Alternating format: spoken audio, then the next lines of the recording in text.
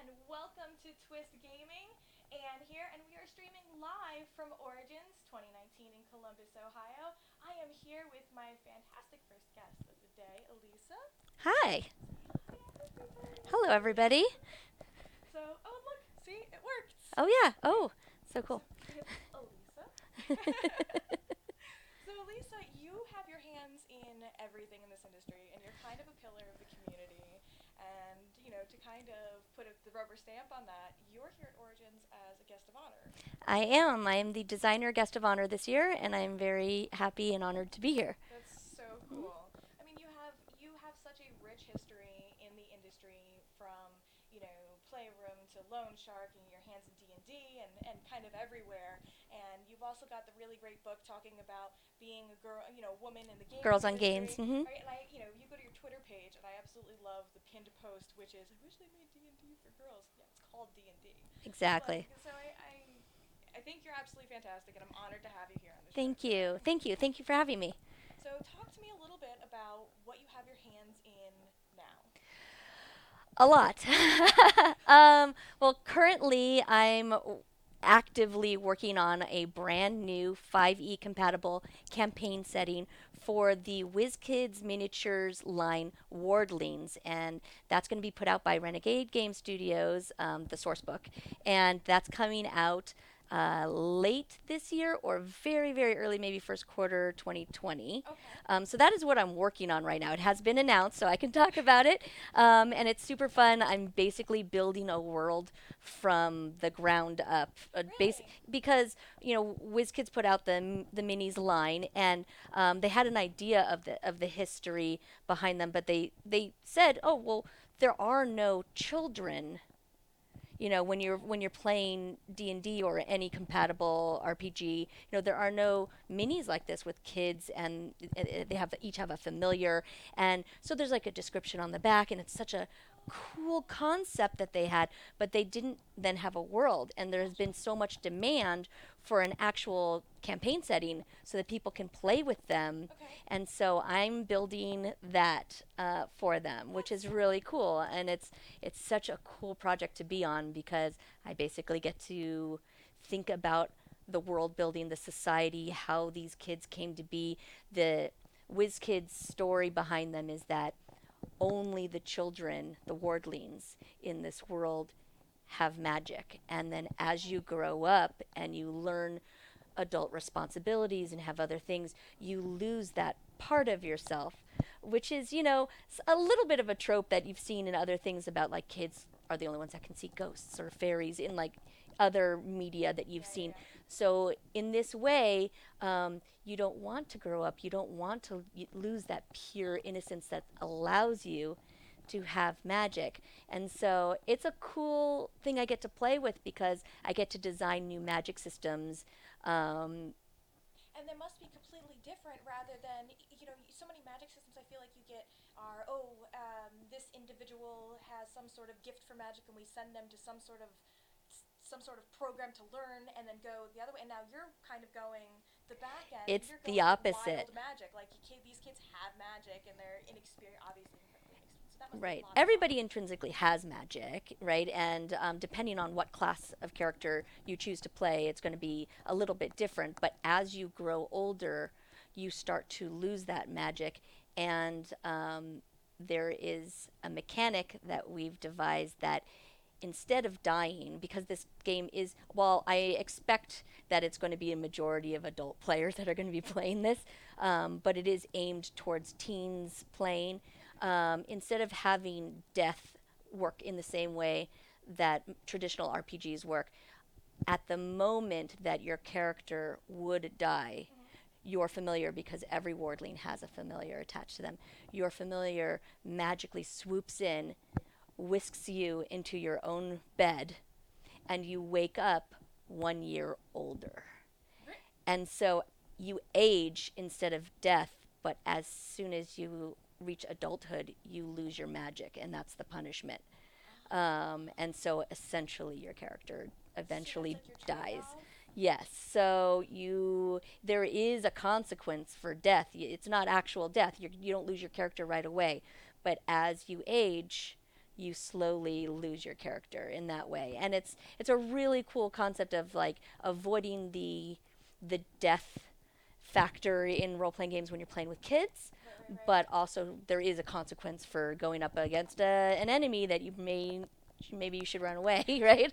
So yeah, it's a really cool world, and I'm so excited to be doing it. And there's a lot more, but we'll save it for when it's getting closer to release. But that's what I'm No actively worries. working on right now. In addition to my normal, I write a bunch of D&D adventures and things like that. So Very, yeah. very cool.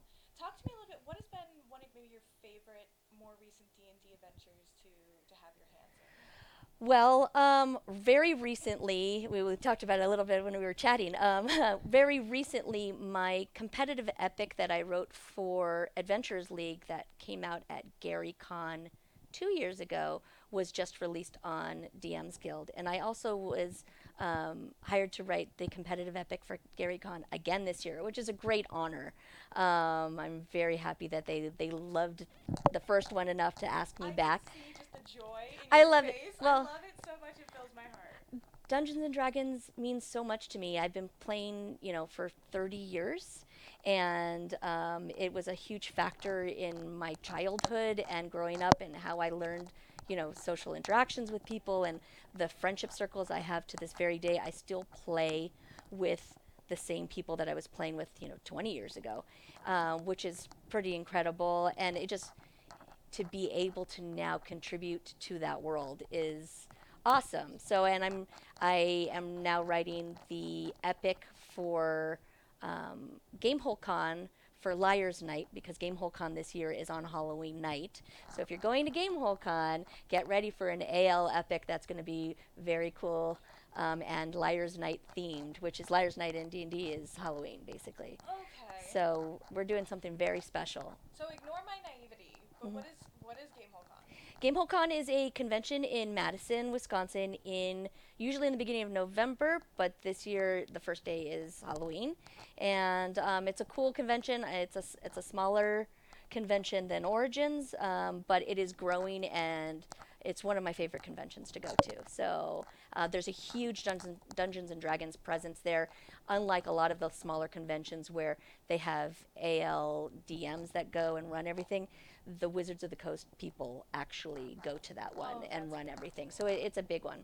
And you've got the best quality kind of when you've got the people from Wizards of the Coast and Oh D&D yeah, coming it's together. they do a huge thing there, and they're amazing people. I love working with them. So I'm very excited about it. So yeah. That's very cool. So that's all my RPG stuff that I'm doing right now. Well, I don't know. I could talk forever. I will talk. I'll talk your ear off. Everybody knows this. If you come to my panels, you know I don't shut up. But I'm also preparing for D&D in a castle. I know. That's in 2 weeks Blows from my now. I feel mind. like I'm never home. But yes, in 2 weeks I'm going to D&D in a castle, which is in England this year. So Last year cool. I did it in France, and basically they bring a bunch of us out to be DMs for people who come for a wonderful 4-day experience in a legit castle where we custom write adventures for our group. So I have 6 people in my group, and I'm custom writing them an adventure based on their characters, and it's only for them. And we run Dungeons and Dragons 8 hours a day, 4-hour block, and then a lunch and 4-hour block. And then there are evening activities. We're having a Barovian ball the first night. The After everything is done, we're having Castle Day, and there's going to be archery and falconry. And I'm writing a little puzzle hunt for Castle Day as well, so you can do a puzzle hunt through the castle. It's cool. You know, It's a good experience. one of the things that I really enjoy about my personal play style is immersive games. Hmm. So when I hear things about like events like that, where I mean you're playing an RPG, which is a pretty immersive experience, but then you're playing an RPG in such an immersive setting with activities that are so It's perfectly cool. fancy for it, you really just get to throw yourself into this thing that you enjoy so much. Well, yeah, I mean, look, not everybody can have, beautifully decked out basements or game rooms that, you feel like you're in the moment. And there's LARPing for a reason. You people go out, and you get costumed, and you go out with the weapons, and you do your best to put yourself in a location that gives you that same feel.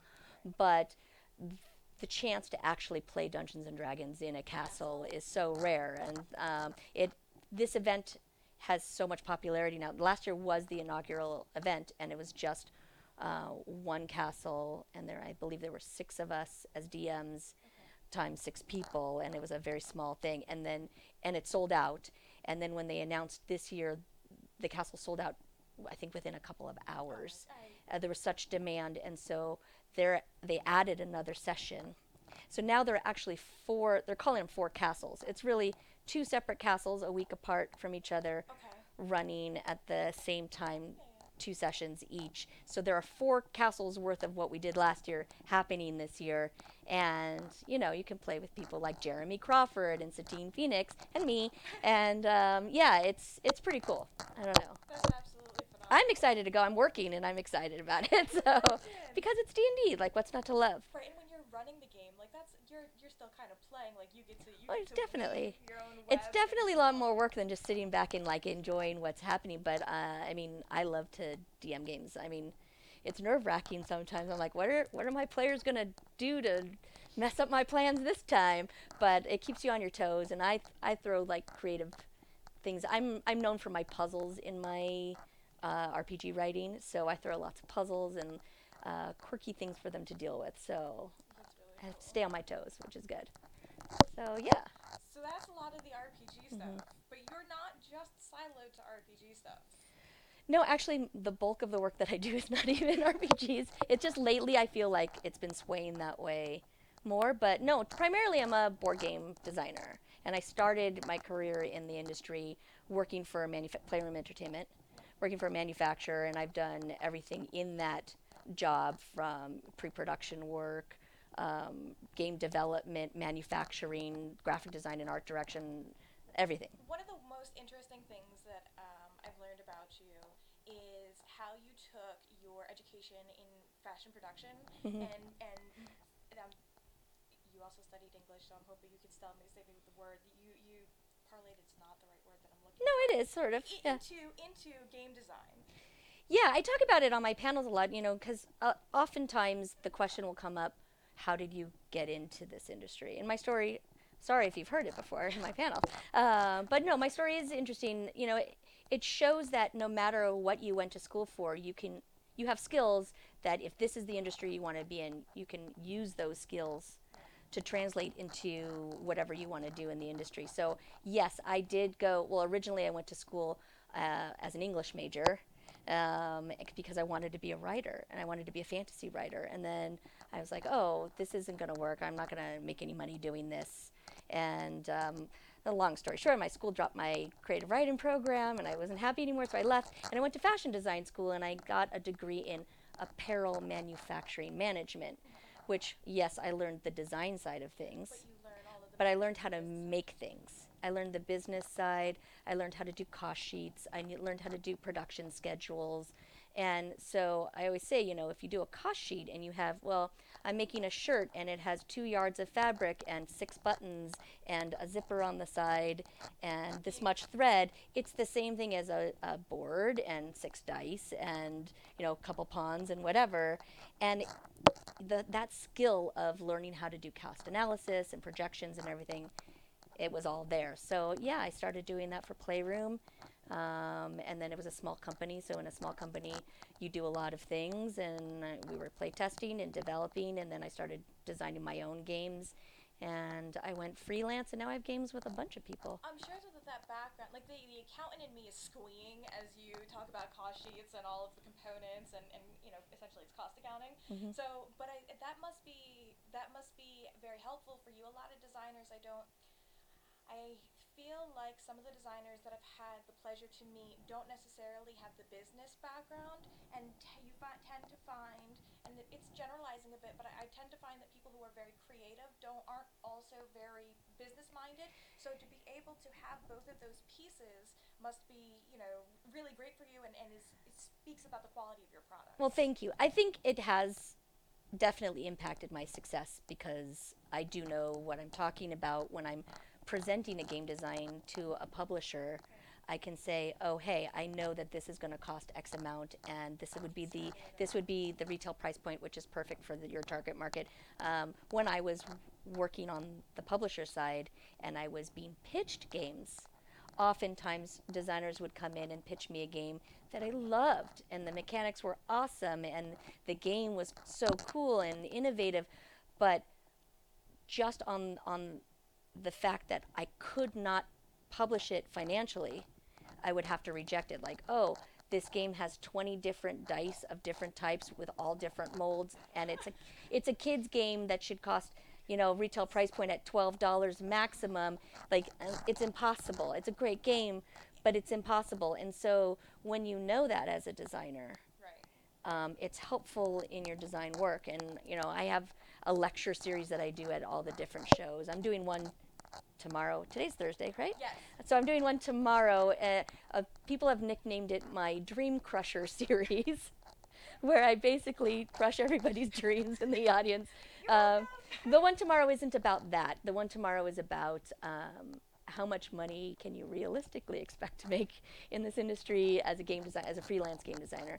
But it's also analyzing all the math. Like, you'd love it as an accountant. Yeah, you definitely love it. But it is sad and scary. But it's realistic, and it's not discouraging. I encourage everybody to do this because it's possible. I do it.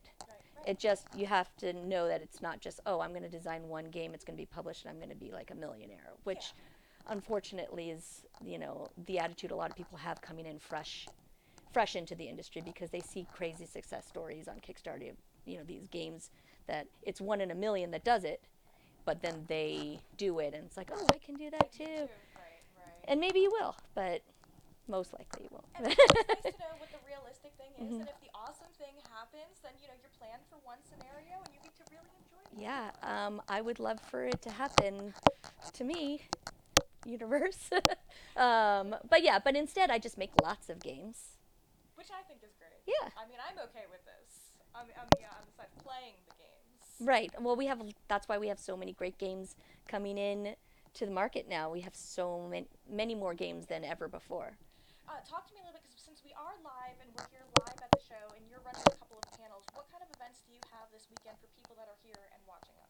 If you want to play an event with me, there are some Play with the Creator events of Betrayal at House on the Hill Widow's Walk, which I was a lead designer on, and I don't know if tickets are sold out or not, but they're there, and also of Geek Out, my social party trivia game, which I think I've played on the show before. Yes, and you've got so many different flavors for it, which is so cool. Yes, lots of different versions of Geek Out, both out and coming up. I can talk about 2 of them coming up later in the year. They're doing Geek Out 80s and Geek Out 90s.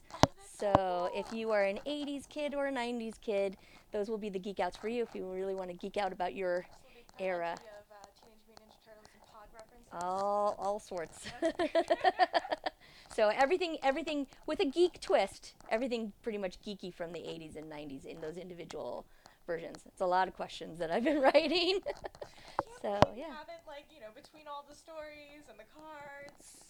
Yeah, it's a lot of work, but it's fun work, so I can't pick better industry, that's for sure. So you did bring a game. I did. For us to kind of look at. Sure. Do you want to? Yeah, I feel like I've been talking about Playroom a lot.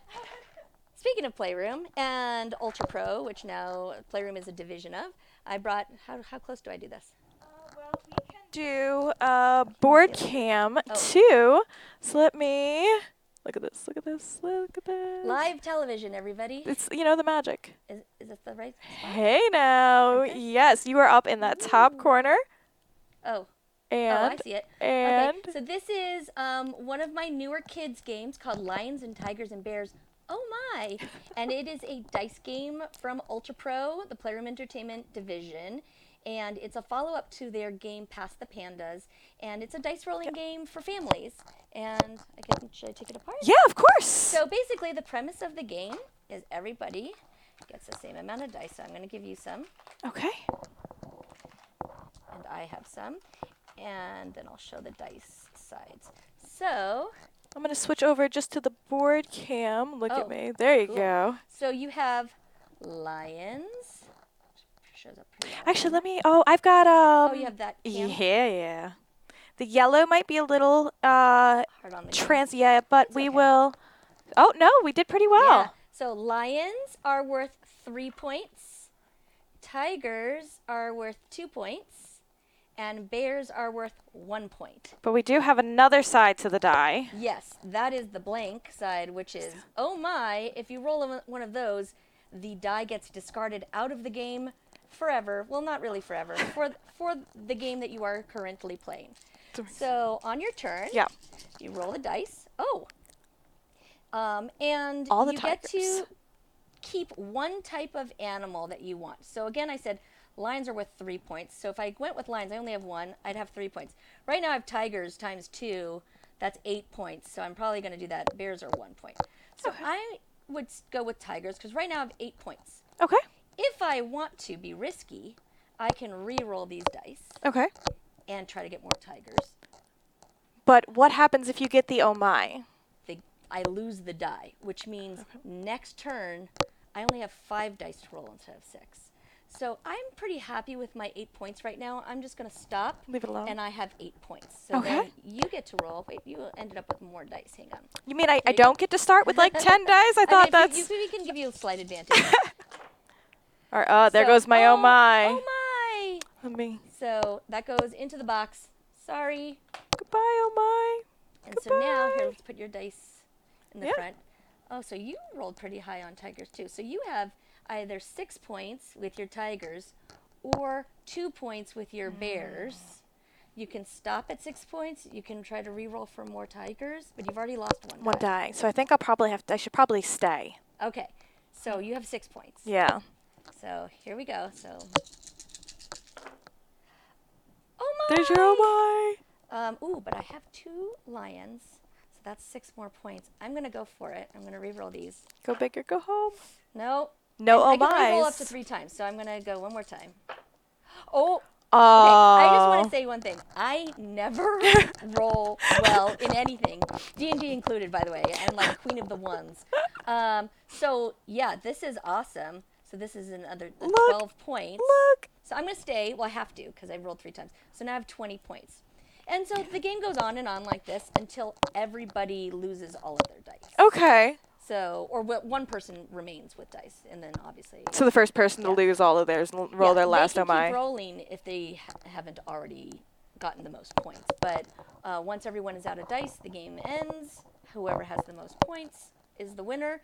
It's fast, it's fun, it's simple, replayable, and it takes about 10-15 minutes to play. Sometimes 5 if everybody's a really bad die roller. If you roll like me, But maybe it's 5. This line from Ultra Pro is really great. Past the Pandas is also a really quick, fun dice game. I didn't design that one, but it's amazing. And they're continuing to add to that line. They have another game that has like a fantasy theme called Dracaris Dice as well. Oh, that's cute. In that line. And they're pumping out these dice games. They're really fun. Are they kind of the same mechanics with a different theme, or what's the thing, the string that holds this line together? It's just the box size, and it's a dice game line. So Lions and Tigers and Bears and Past the Pandas are completely different games. Okay. It just has the same amount of dice. They're obviously different because these are different animals. Past the Pandas has bamboo and water, and Pandas super cute. And yeah, it's just a line of games that has similar components. Okay. And if you like dice games and you like family games, this one's great because you can play with 2 people. You can play with multiple boxes, unlimited people. You just need enough for everybody to start with about 5 or 6 dice, and then it's playable, which is really cool for big groups. I know they play it in schools a lot. It's great for counting. And yeah, and it's also, if you don't have kids, it's a great drinking game. Pub game. Sorry, I don't want to say drinking. Because you don't have to drink to have fun with it. No. But just like a fun little pub game. Kind of like a quick party, quick, easy, simple, easy to learn, which is super important game that you can bust out to bring, have a couple of friends. Yeah, and it's a great filler also. Like while somebody is setting up the massive whatever, it's like, okay, let's play a couple of quick rounds of Lions and Tigers and Bears. Oh my. So tell me, where did the idea for this design come from for you? This one in particular? Because I do it at different, again, I always go back to my panel questions, like where people are like, how do you come up with your games? And there's a really interesting panel that I've been on a few times where it's like, oh, do you do the mechanics first or do you do the theme first? Yeah. And I kind of work both ways, and I meet in the middle. I have a design notebook, which I don't have on me. I usually do.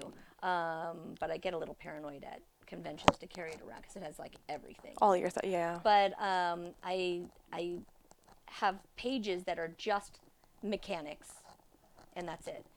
Ideas I have about different types of ways that we can play the game, and then I have pages of just like funny game names.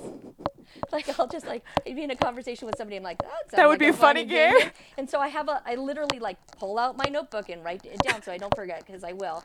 And funny themes or themes in general, and then I kind of match the two when they come up. So in this Gotcha. one, I knew that Playroom Ultra Pro was looking for another dice game to follow up past the Pandas, and I knew that they were looking with that because I have a great working relationship with that company. They also produce Geek Out and a couple of my other things, and so I was like, okay, I have a really cool mechanic that has a familiar, there's sort of like a Yahtzee-ish type feel, but it's not traditional Yahtzee by any means.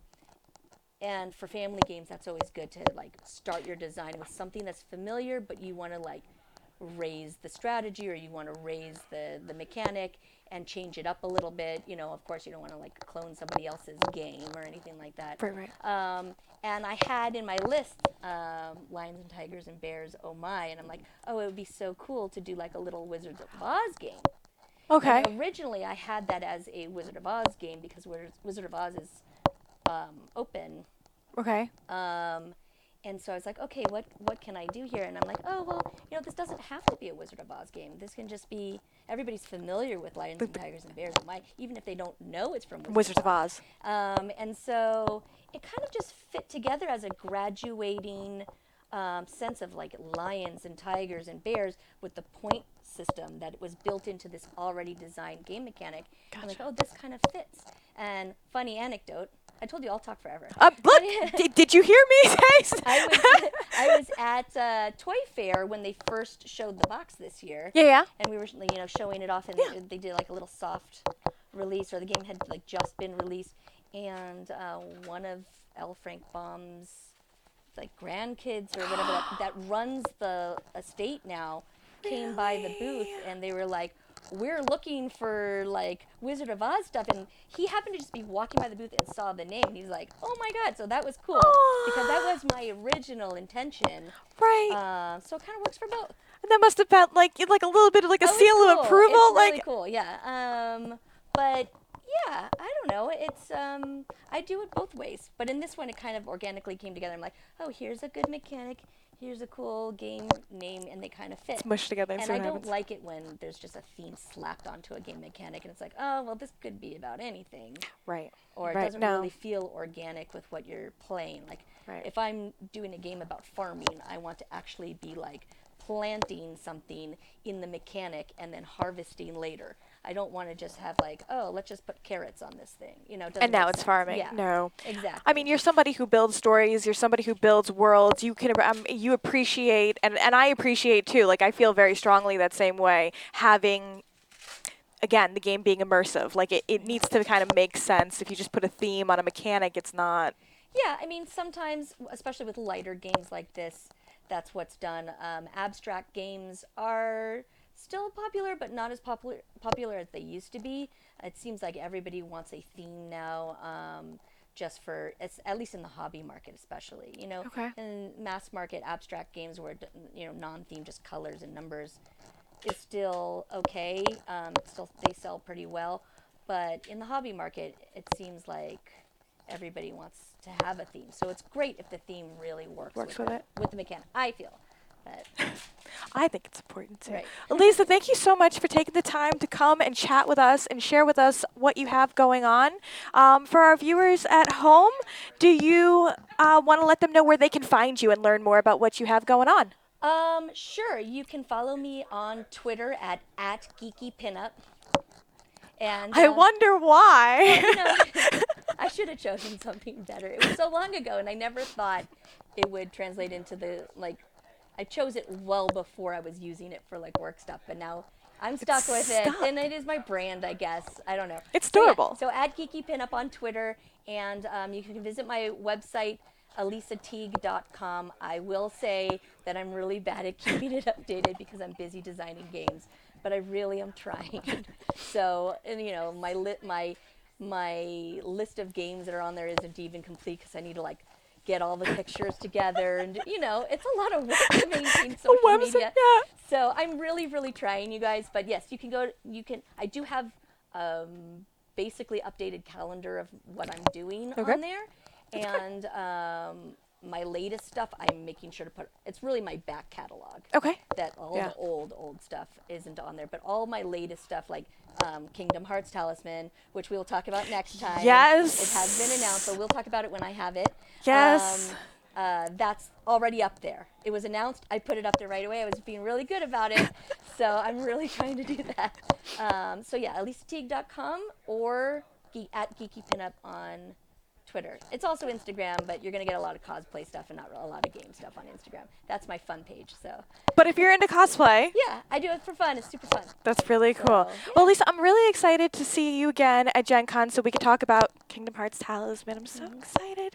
And thank you all for tuning in. We will be continuing our coverage at Origins for a few more hours, lots more hours. Thank you for having me on. This is super fun. It's always great to come on. Thank you, Lisa.